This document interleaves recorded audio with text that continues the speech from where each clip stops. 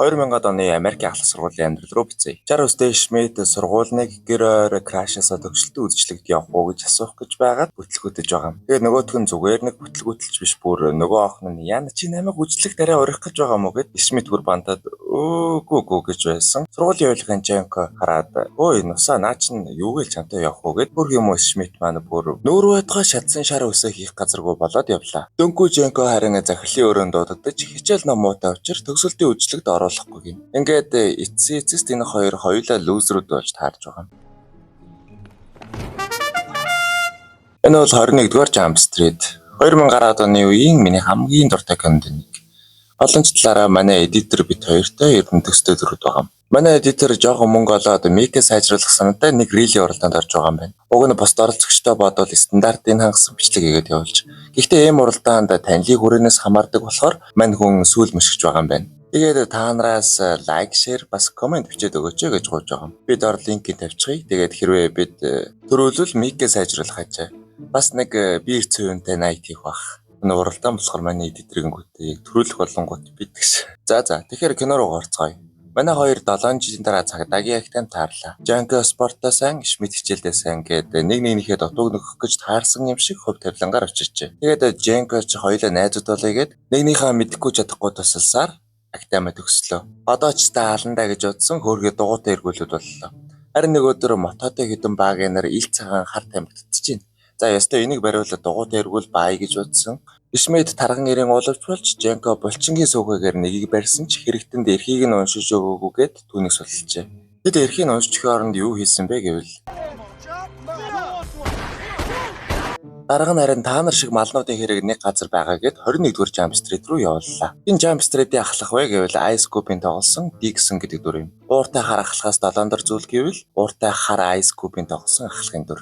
Уусаа манай ахлах энэ хоёрын хуваарийг уншаад Жанког булчинтай дөнгүүгийн хуваар сургуулийн күүлүүдийн дунд харин Шмидтийг суутнуудын дунд орж 21-р Jump ахлах сургуулийн дунд тарсан харт амхны хэргийг илрүүлэх даалгавар өгдөг юм. Манай хоёрын хугацаанд Шмидтийн аав ээжинд ах トゥ болон амьдрах аж. Шмидт ч харин аав ээжийнхээ бат чугар байсан байлээ ш. Ингээд ахлах сургуулийн амьдрал эхэллээ. Тэгсэн эхний өдрөө л Жанко кул дүнхүү болж байгаад сургуулийн күүлүүдийн дундах нэг гей нөхрийн зохион гачхав. Чи намайг гей болохоор зогсож байгаа юм уу? Би зүгээр чамаас зогсонгүй. Чи намайг гей болохоор зогсон. Би чамайг гей гэдгийг мэдээгүй. Чи намайг гей болохоор зогссон. Би гей гэдэг ч мэдээгүй. Ингээд эхний өдрөө л сургуулийн захирлын өрөөнд дуудагдаж сануулга авч байгаад нөгөө захирал нь манай хоёрын хувийн эрхийг андуурж өгөөд өөр бүлгүүдэд дамжаад бас явахаар болчихвоо гэж. Тэгэхээр Шмидт күүлүүдийн бүлэгтэй харин Жанко физикийн ангийнхантай холбогдох болов. Багш нь түнсээ дайдаг л да. Харин Шмидт жүжигийн дугуулан дээрээс нэг хөөрхөн охины амыг ухаж байгаад шин төрлийн харт амх болох HFS буюу Holy fucking shit-ийн борлуулагчийн дугаарыг олоод гэлээ. Манай хоёр ч шууд очиод авдаг баатар болсон. Күүлүүдийн толгой Хөмсөг Баатар борлуулагч нь байж. За ингээд ер нь олчлоо гэж бодсон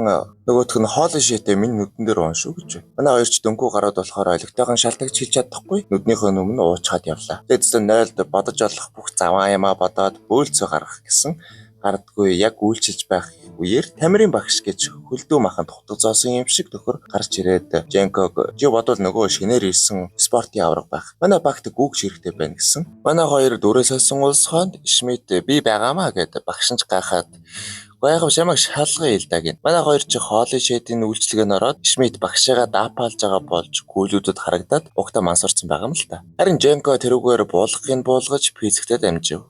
Ингээд манай хоёр дөнгүү борлуулагчаа олсон ч нийлүүлэгчийг олох хэрэгтэй болохоор күүлүүдтэй дотносхын тулд үйлчлэг зохиохоор болж күүлүүдийг хөрлөө.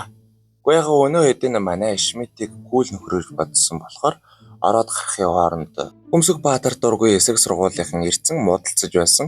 Шмидт урдуур нь орж томроод зодон эхлүүлж өөрөө зодтолдож чадахгүй ч ноцолдож явсаар ээжийнхээ бараар хусаж унгааллаа. Гэхдээ яг тэгээд олонний үндэнд улам күүлрлээ. Нэрээ бас зогцсон утга энд их нөлөөсөн л таа.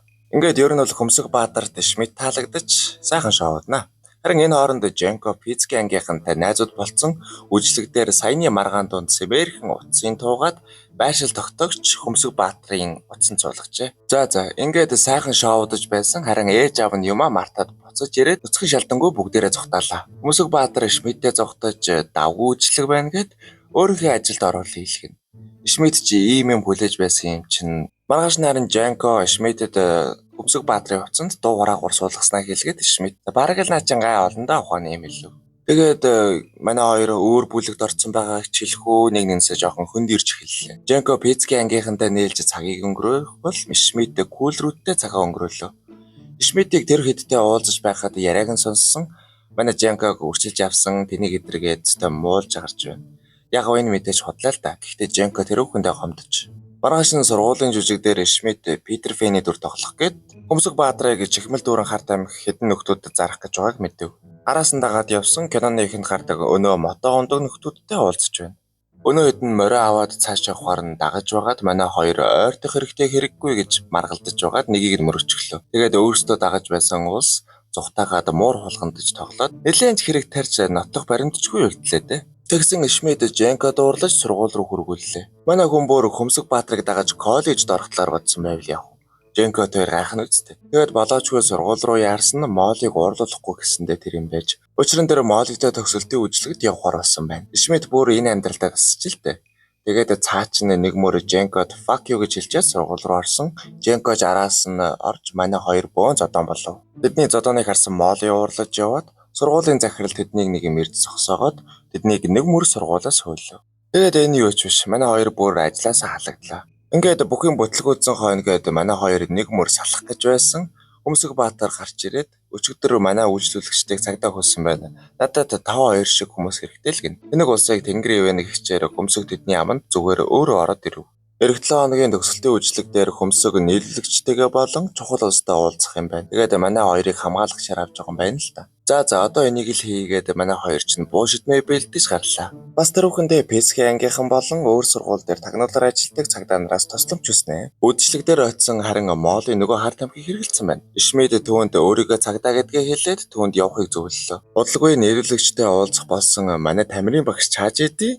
Багшаа та гэсэн багшийн цалин чи хаанч хүрдгөө штэ л гин. Яг үнэн л дээ гэж. Удалгүй тэдний шинэхэн хамтрагчид ирсэн чинь нөгөө мото ондог нөхдүүд байна. Энэ хоёр юу оцсон шүү бэлээ. Али идэр гэсэн гаднаас Молли өөдгөө цагдаа нар минь хаалгаа онгойлго гэд нэг мөсөн барьж өглөө. Ингээд хоёр талаасаа бууга гаргаж Моллиж орж ирээд ухаан алдаж Тамирын багш барьцаалж аваад манай хоёр ч буугаа тэдэнд өглөө.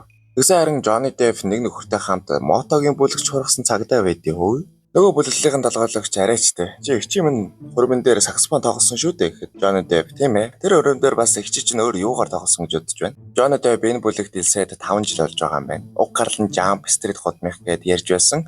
Johnny-гийн хүзэг буудаад буудалцаан эхэллээ. Ингээд Johnny хамтрагчийн хамт угаж буудалцаан дондор Тамирын багш Хөмсөг хоёр Моллиг мөнгөтэй хамт аваад цухтаачихлаа. Манай Женко моточдоос алхахыг нь алж харин Шмидт буудан дээрээс амжилттай өсөрлөө. Ингээд Тамирын багш мото бүлэл манай хоёр гээд бүгд лимузинтэй буудалцаж явсаар Женко өөрийн пиццгийн мэдлэгийг ашиглан текилагаар тесрэг бөмбөг хийж мототой нөхдүүдийн лимузин шатгуун төгөөгөртэй хамт дэлбэрлэлээ. Тамирын багш Моллиг урдаа барьж харин Шмидт буудах гэж бодолсоор байтал Тамирын багшийн сумнаас Женко Шмидтийг хамгаалж урдуур нь орж буудуулаад сая нэг цосноо өрсөн Шмидт нэг юм буудсан. Хоёр үлнийхэн завсар байсан урт тоглоомыг хуваачав. Тэгээд төгсгөлд нь Тамирын багш юу хийдгийг надтай дандар мэдж байгаа байх. Ингээд манай хоёр нэг юм түүнд эрхийг нь уншиж өгөөд анхны хэрэгээ нэг юм илрүүллээ. Мэдээж 22 дугаар Jump Street гэж бас нэг илий кино байдаг. Хэрвээ та нар яриулахыг хүсэх юм бол манай эдиторийн нөгөө уралдааны бичлэг рүү ороод лайк болон шеэр хийгээрэй. Тэгээд тэрийг нэр нь бол 1000 лайк хүргүүлт нь би 22 дугаар Jump Street-ийг оруулъя гэж бодож байна. Дарахт тий. Гэхдээ нэрнгээсээ иймэрхүү YouTube-ийн бичлэгнээс мөнгө нэг харж хийдэггүй бас олоочгүй л дээ. Тэгэхээр иш ороод лайк болон шеэр, комент үлдээвэл бидэнд их тусалж байна гэсэн үг шүү. Тэгэхээр энэ хүрээд баяртай. Зав амтд юм.